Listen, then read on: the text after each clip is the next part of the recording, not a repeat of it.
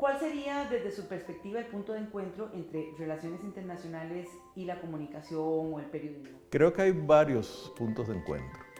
Uno que quizás sea el más obvio es que la diplomacia, si bien es cierto, tiene una dimensión de gran discreción y a veces hasta secreto, pero también tiene una dimensión pública, una dimensión de proyección y de comunicación. Y en ese sentido, el entrenamiento que uno tenga en materia de comunicación o en periodismo en particular, creo que lo dota de instrumentos, de herramientas, de perspectivas para ejercer esa tarea pública de la diplomacia. Entonces yo veo que ahí hay una vertiente, hay un punto de encuentro importante. Otro que tal vez no sea tan evidente y que por lo menos en mi caso, viniendo de un ejercicio periodístico muy prolongado y de haber estudiado el periodismo, creo que fue muy importante, es que uno como periodista, y creo que en general los comunicadores lo hacen en otro tipo de tareas en las que se involucren, uno tiene que ir desarrollando una mente analítica, ir desarrollando métodos que de pronto ya casi que se convierten en instintos para analizar la realidad, para captar los puntos de interés de esa realidad, para conectar hechos, para tratar de desentrañar las motivaciones de algunas decisiones, para identificar tendencias, todo eso que es consustancial al periodismo y creo que también a otros ámbitos de la comunicación, en la diplomacia es fundamental, porque parte precisamente del ejercicio de la diplomacia es entender al otro, ponerse en el lugar del otro, analizar los contextos dentro de los cuales se producen las decisiones, tratar de determinar las intencionalidades que existen detrás de algunas de esas decisiones y cómo pueden afectar los intereses o las aspiraciones del país o de las causas que uno represente. Y eso también ayuda mucho a ese ejercicio de la diplomacia desde la comunicación. Y un tercer elemento que yo me atrevería a mencionar, que tal vez si se quiere es como más informal, tiene que ver con las relaciones humanas. Uno en el ámbito del periodismo tiene que relacionarse con, y creo que también de las comunicaciones, con gente muy diversas, de todo tipo. Gentes que a veces es adversaria, que a veces es colaboradora, que unas veces nos observa con recelo, otras veces nos observa con confianza. Y yo creo que en el mundo de la diplomacia también eso es muy importante. Y una de las enseñanzas que yo me llevé o traje de mi ejercicio como representante de Costa Rica en las Naciones Unidas es que si bien es cierto, uno representa posiciones, uno representa países, sin embargo la dimensión humana, la dimensión del trato personal es también muy importante en el mundo de la diplomacia. Y quizá hay un cuarto elemento que tiene que ver más con el periodismo que con la diplomacia, y es que uno como periodista es una especie de outsider de los hechos. Uno está como en la periferia de lo que sucede. Uno es como una especie de detective. Están ocurriendo ahí las cosas y uno lo que trata es, desde fuera, tratando de involucrarse lo menos posible, observarlas. Y en mi caso, cuando yo llegué a las Naciones Unidas, ese tipo, digamos, de abordaje o de método, casi de instinto que uno tiene como periodista, que es ver las cosas desde afuera, aunque esté dentro de ella, la capacidad de distanciamiento, creo que a mí me ayudó mucho porque me permitió muchas veces entender cosas que tal vez algunos colegas míos, cuyo mundo profesional había sido totalmente el de la diplomacia, ya se habían involucrado tanto en los procesos que no tenían la capacidad de tomar esa distancia para verlos desde otras perspectivas. Entonces yo diría que estos cuatro elementos son aspectos en los cuales la comunicación y la diplomacia tienen una serie de puntos de contacto y en los cuales la comunicación puede ayudar al ejercicio más eficaz de la función diplomática. Desde la Comisión Internacional contra la Impunidad en Guatemala queremos agradecer todas las muestras de apoyo y solidaridad que nos ha enviado la sociedad civil y la comunidad internacional. También informarles que esta mañana, del lunes 3 de septiembre, el comisionado Iván Velásquez ha viajado a la ciudad de Washington, en Estados Unidos, donde mantendrá una agenda de trabajo que tenía prevista desde hace ya varias semanas. Se espera que el comisionado Iván Velásquez retorne a Guatemala en los próximos días. Hay varios puntos de encuentro y parecen ser dos materias prácticamente indivisibles, en el sentido de que uno, por un lado, puede encontrar en el mundo global en que vivimos el hecho de que las nuevas tecnologías de información y comunicación hacen que todos cambiemos el espacio georreferencial de entender que vivimos en una ciudad y que me afectan los problemas de mi comunidad, de mi localidad, y en realidad yo vivo en un mundo donde me entero de problemas y amplío mi georreferencialidad para construir sentido con problemas de otros países, de otras áreas. Entonces, en el ámbito periodístico es muy importante el hecho de combinar las realidades nacionales con las realidades internacionales para construcción de agenda. En el ámbito de comunicación corporativa, en el cual yo me desempeño, en el ámbito de comunicación de organismos internacionales, en mi experiencia en Naciones Unidas y ahora en la Corte Interamericana de Derechos Humanos, es clave para nosotros poder visualizar cómo llevar el mensaje que tiene la organización a distintos públicos en distintos países. Cuando uno es un comunicador de una organización internacional, tiene por un lado que cuidar eventualmente la imagen de la organización, pero también poder llevar el mensaje, en nuestro caso el mensaje del sistema de protección interamericana de los derechos humanos, a las distintas realidades, a los distintos países. Es muy distinto para mí comunicarme con los periodistas de Argentina que con un medio comunitario en Guatemala, que con los periodistas de México, que con los periodistas del Paraguay o de Chile, o ni que hablar de Brasil o de Estados Unidos o de Europa. Entonces nosotros, desde el ámbito de la comunicación internacional, tenemos que ser capaces de poder adaptar los mensajes de nuestra organización para llevarlo a distintos públicos a nivel internacional. Y eso hacerlo además adaptándonos a distintas tecnologías, utilizando redes sociales, utilizando sitios web, utilizando otro tipo de comunicaciones más de carácter directo, como WhatsApp o como encuentros. En mi caso viajo mucho a distintos países para poder tener reuniones directamente con periodistas o con comunicadores de otras organizaciones. Y ni que hablar además la parte de la traducción. Los idiomas para nosotros son fundamentales. En mi caso, el poder traducir toda mi comunicación al portugués y al inglés y al francés es un ámbito indispensable para poder cumplir con los distintos idiomas oficiales, en este caso de la OEA. Yo creo que es más que un punto de encuentro, es una relación constante, es intrínseca, en el día a día mi función prácticamente van a la par, en paralelo, se entrecruzan y se encuentran, porque la diplomacia, bueno, hay dos tipos, ¿verdad? La diplomacia bilateral, ahí se ejerce comunicación, pero no es tan inmediata y yo diría no es tan intensa, y luego la diplomacia multilateral, que es la que se ejerce en organismos internacionales como Naciones Unidas, y está basada en negociaciones, en acercamientos, en contactos, y todo esto es pura comunicación. Entonces, de mi bagaje como periodista, extraigo casi todos los días todas las habilidades que desarrollé durante ese tiempo. La profesión de abogada también es muy importante, pero en términos sencillos, digamos, ¿qué es lo que hace un diplomático? ¿Qué se espera? Un diplomático reporta su capital todos los días o con cierta frecuencia, pero se reporta. Entonces ahí estamos haciendo una labor reporteril diaria y cuanto más pueda percibir uno, mejor.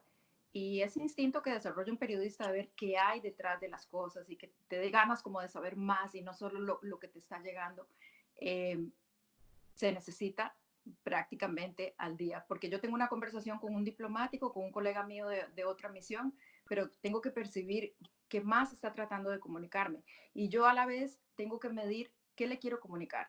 ¿Y cuánto voy a restringir? ¿Cuánto de la información que tengo es conveniente dársela ahora o se la doy a cuentagotas después para lograr un mejor acercamiento?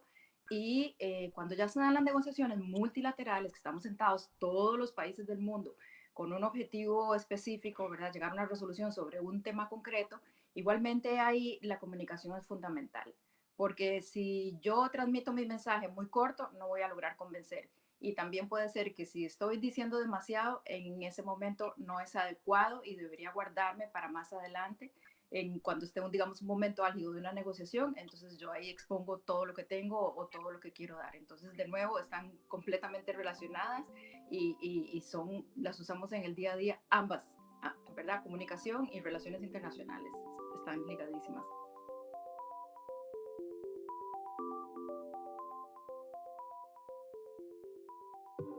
Los insumos son basados en la política exterior de Costa Rica, el Plan Nacional de Desarrollo, pero luego de ahí viene la interpretación de cada uno, o sea, la forma como yo le explique, por ejemplo, al resto de países del mundo, el programa de descarbonización de Costa Rica va a tener que ver mucho con los antecedentes que yo tenga y propio también de la formación de un periodista, todo lo que yo pueda investigar para ir más allá, y la investigación, por supuesto, está en la información. Y en época de redes sociales, vuelvo a lo mismo, hay que tener mucho instinto para saber quién informa qué y cómo y cuál de esa información. Entonces también ahí viene lo que uno desarrolla como periodista al tener que investigar cada vez que hace una información, pues cuál de esa información yo puedo añadir a lo que me está mandando mi capital para que le comunique a los demás países. Detectar cuál es información verdadera. Por ejemplo, aquí se tratan temas científicos como los océanos, así. Entonces, saber discernir cuál información puedo utilizar para complementar la posición de Costa Rica y que sea creíble, ¿verdad? Y que no me vaya a hacer quedar a mí como un diplomático que no sabe lo que está diciendo. Entonces, de nuevo, los medios de información cumplen un rol fundamental para nosotros. Yo creo que esa disciplina de estar siempre actualizándose y siempre informándose que adquiere uno cuando ejerce periodismo, para mí ha resultado súper útil, porque yo todavía tengo esa necesidad de saber cuando me levanto qué está pasando en el mundo. Y esto es de muchísima ayuda, porque al final los países están conectados, los temas son súper transversales. Entonces, mi deseo, mis ansias de estar informada, que siempre tuve como periodista, pues las aplico aquí todos los días. La diplomacia, no solo en su dimensión formal de Estado a Estado, sino también la diplomacia pública de divulgación, de interacción con una serie de fuentes de decisión, es fundamental. Y aquí también la parte de la comunicación a mí me parece que es clave. Y yo en eso sí hice ¿qué le diría? Una tarea deliberada de tener la mayor presencia posible, no solo en los ámbitos formales de las Naciones Unidas, que por supuesto eran la responsabilidad central, sino en interacción con organizaciones no gubernamentales. En eso Costa Rica tiene un historial, yo diría, muy positivo. Es un país que no le teme y más bien que ha visto como aliadas a una serie de organizaciones no gubernamentales. Hay otros países que les temen y las ven como enemigas porque consideran que pueden vulnerar su soberanía, entendida esta como gobiernos que deciden absolutamente sobre todos los asuntos, sin participación de la sociedad civil. En nuestro caso no es así.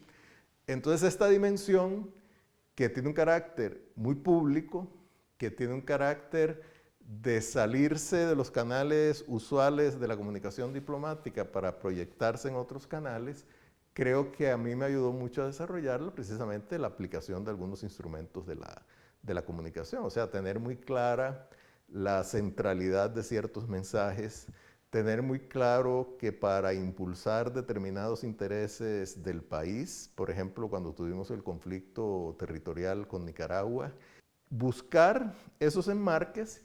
Y ahí yo creo que intuitivamente, porque tal vez yo nunca me puse a pensar en esto de manera muy deliberada, toda la teoría de la formación de agenda, la teoría de los enmarcados de los hechos, ese tipo de cosas, a mí me fue de gran utilidad.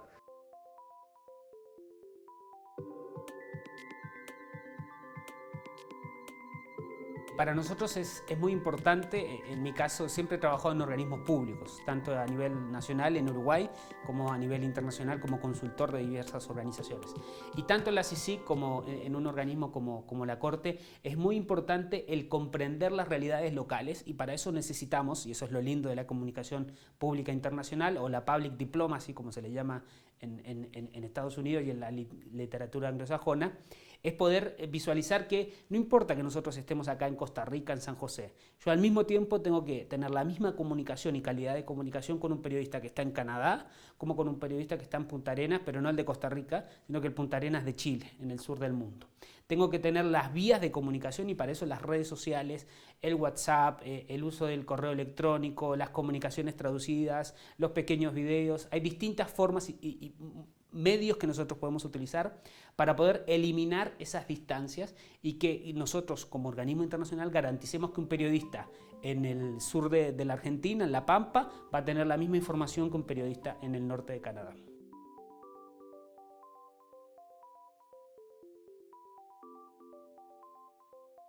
Si hay algo que nos falta en formación de relaciones internacionales, es poder cruzar aún más y formar a nuestros estudiantes en materia de comunicación estratégica. ¿Bien? Eso para los internacionalistas falta. Y además para los comunicadores y las comunicadoras, ya sea que vayan a trabajar en un medio de comunicación o como comunicador corporativo, también necesitamos más formación interdisciplinar de saber cómo es que funcionan las relaciones internacionales, saber realizar análisis geopolítico, más análisis de carácter estratégico.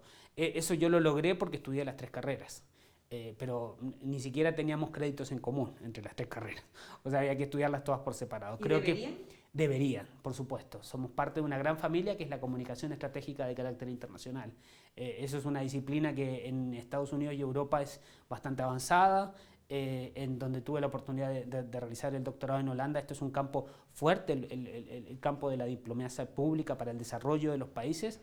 Y para la cooperación internacional, y eso en América estamos un poquito, en América Latina, estamos un poquito más atrás. Deberíamos avanzar hacia una formación más de carácter interdisciplinar de nuestros estudiantes. Me atrevería a decir, o bueno, casi tengo la certeza, de que debe ser una herramienta incorporada, deliberada, estudiada y pensada, ¿verdad? Y creo que eso todavía es más importante ahora, en estas circunstancias del mundo, y no me refiero al hoy inmediato, sino a una serie de características del sistema internacional que hay que tomar muy en cuenta. Digamos, hasta no hace tantos años, unas décadas atrás, casi que el único actor reconocido, y que obviamente en la teoría de las relaciones internacionales es el actor principal, el gran agente, que es el Estado, en las relaciones internacionales, tal vez en el ejercicio de esas relaciones no necesitaba tanto la diplomacia porque representantes de un Estado interaccionan con los de otro Estado y ahí la dimensión pública tal vez no es tan importante. Pero en este mundo en que la gobernanza internacional ya no depende solo y a veces ni siquiera no tanto de los Estados, sino que también depende de organizaciones internacionales, algunas estatales, otras no gubernamentales, que depende también de las grandes corporaciones, depende de las redes de pares que tienen similares orientaciones cognitivas, lo que llaman ahora las redes cognitivas internacionales, depende también de los intercambios entre personas.